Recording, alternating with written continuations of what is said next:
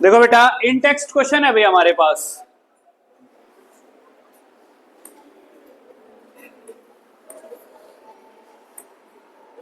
देखो भाई, ये कहता है metallic oxide of zinc magnesium copper were heated with the following metal. ये कहता है कि जिंक ऑक्साइड को जिंक के साथ, मैग्नीशियम के साथ, कॉपर के साथ, या मैग्नीशियम ऑक्साइड को जिंक के साथ, मैग्नीशियम के साथ या कॉपर के साथ में, ठीक है, या कॉपर ऑक्साइड को जिंक के साथ में, मैग्नीशियम के साथ में या कॉपर के साथ में क्या किया जाए, हीट किया जाए। तो ये पूछ रहा है भाई इनके अंदर कि डिस्प्लेसमेंट रिएक्शन जो है वो कौन से के अंदर हो जाएगी भाई। ठीक है, तो आप लोग देखें कि हमारे पास क्या है भाई, मेटल है, ये है भाई जिंक ऑक्साइड है भाई हमारे पास। जिंक मेटल के साथ में रिएक्ट करेगा, मान लीजिए हीट करेंगे तो कोई भी रिएक्शन नहीं होगी भाई। ठीक है, फिर अगर मान लीजिए मैग्नीशियम के साथ में रिएक्ट करवाएंगे तो कौन सी रिएक्शन हो जाएगी, डिस्प्लेसमेंट रिएक्शन हो जाएगी। जो मोर रिएक्टिव एलिमेंट्स हैं वो लेस रिएक्टिव एलिमेंट को क्या कर देंगे, साल्ट सॉल्यूशन से डिस्प्लेस कर देंगे भाई। ठीक है, इसमें भी कॉपर के साथ कोई रिएक्शन नहीं होगी भाई। ठीक है, फिर मैग्नीशियम ऑक्साइड है, जिंक के साथ में कोई रिएक्शन नहीं होगी, मैग्नीशियम के साथ में भी कोई रिएक्शन नहीं होगी, और कॉपर के साथ में भी कोई रिएक्शन नहीं होगी भाई।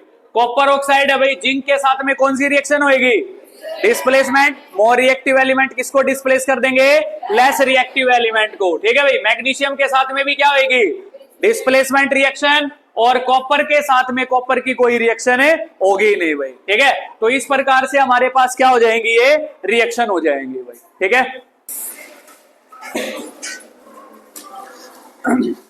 देखो बेटा, ये वाला क्वेश्चन हम लोग कल कर चुके हैं भाई।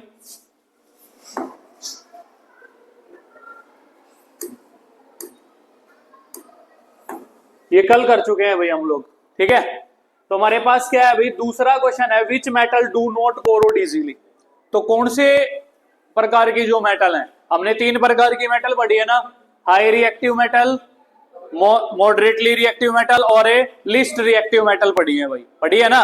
ठीक है, तो कौन से प्रकार की जो मेटल हैं, कौन से टाइप की मेटल हैं जो आसानी से कोरोड नहीं होंगी, जो रिएक्ट नहीं करेंगी, वो कोरोड नहीं होंगी भाई। तो लेस रिएक्टिव मेटल है भाई हमारे पास। तो कौन सी हो जाएंगी भाई, वो सिल्वर हो जाएगा भाई, गोल्ड है भाई हमारे पास, प्लेटिनम है भाई हमारे पास। ठीक है, ये मेटल जो भी है भाई, जो रिएक्ट नहीं करती आसानी से, वो मेटल्स क्या है, आसानी से कोरोडे नहीं होंगी भाई।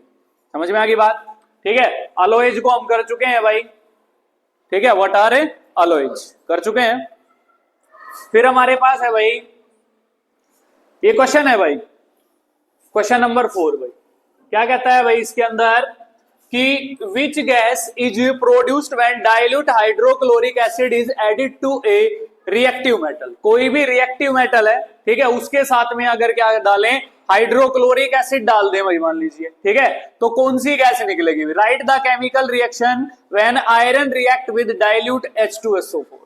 तो क्या कहता है भाई, कोई भी मान लीजिए हम लोग मेटल लेते हैं भाई, ठीक है, एसिड के साथ में भाई। ठीक है, आंसर नंबर 4 भाई। ठीक है, तो हमारे पास क्या होगा भाई, एसिड होगा भाई। कोई भी मेटल है भाई हमारे पास, तो मेटल जब एसिड के साथ रिएक्ट करेगी, ठीक है, तो कौन सी गैस निकलेगी, हाइड्रोक्लोरिक एसिड के साथ में हाइड्रोजन गैस निकलती है। तो ये क्या बनाता है भाई, सॉल्ट प्लस में कौन सी गैस निकलती है भाई, हाइड्रोजन गैस। इस गैस की प्रेजेंस कैसे चेक करेंगे, जब भी कोई बर्निंग कैंडल इसके पास में लेकर के जाएंगे तो ये पॉप साउंड के साथ जलेगी। कोई भी एग्जांपल ले लें, HCl है भाई हमारे पास, मान लीजिए सोडियम रिएक्ट करवा दी भाई, तो क्या बनेगा, NaCl बनेगा, और प्लस में कौन सी गैस निकलेगी भाई, H2 गैस निकलेगी भाई, हाइड्रोजन गैस निकलेगी भाई। समझ में आ गई बात। ठीक है, फिर इसी क्वेश्चन के अंदर कहता है भाई डाइल्यूट H2SO4 भाई, H2SO4 एसिड है भाई हमारे पास। ठीक है, उसकी रिएक्शन किसके साथ में करवा दें, आयरन के साथ में करवा दें भाई, आयरन के साथ। आयरन भी एक क्या है भाई, मेटल है भाई। ठीक है, तो क्या बनेगा, एसिड मेटल के साथ रिएक्ट करेगा तो सॉल्ट प्लस में हाइड्रोजन गैस बनेगी भाई, बनेगी ना। तो हमारे पास कौन सा सॉल्ट बनेगा भाई, FeSO4। क्या बनेगा भाई, FeSO4, और प्लस में क्या बनेगा भाई, हाइड्रोजन गैस बनेगा। तो इस प्रकार से हम लोग केमिकल इक्वेशन कर सकते हैं। जब hydrochloric acid, sorry sulphuric acid भाई आयरन के साथ में रिएक्ट करेगा तो क्या बनेगा, आयरन सल्फेट बनेगा, और कौन सी गैस निकलेगी, हाइड्रोजन गैस निकलेगी। समझ में आ गई बात। ठीक है, फिर कहता है नेक्स्ट क्वेश्चन में भाई, what would you observe when zinc is added to a solution of iron sulphate. Iron sulphate के सॉल्यूशन में अगर आप लोग जिंक ऐड कर देंगे, ठीक है, तो क्या होगा, write the chemical reaction that takes place. इनके अंदर केमिकल रिएक्शन लिखनी है भाई, जिंक ग्रेनुअल्स को किसमें भाई, आयरन सल्फेट के अंदर डालना है भाई, ठीक है।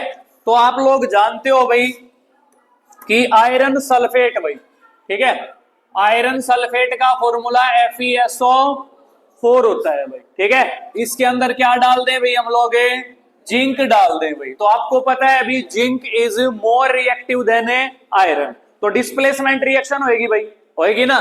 तो हमारे पास क्या बनाएगा भाई, ZnSO4 और प्लस में क्या बनाएगा भाई, Fe बनाएगा भाई।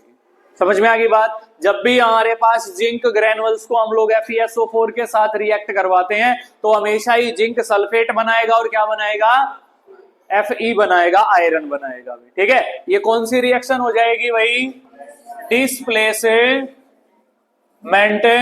रिएक्शन हो जाएगी भाई। कौन सी रिएक्शन हो जाएगी, डिस्प्लेसमेंट रिएक्शन हो जाएगी भाई। समझ में आ गई बात, ठीक है। बैलेंस आप लोग कर ही देंगे, कर देंगे भाई, ठीक है। नाम लिख देंगे ना, इसका क्या नाम है, आयरन सल्फेट, इसका जिंक हो जाएगा, इसका क्या हो जाएगा, जिंक सल्फेट, और इसका क्या हो जाएगा, आयरन हो जाएगा।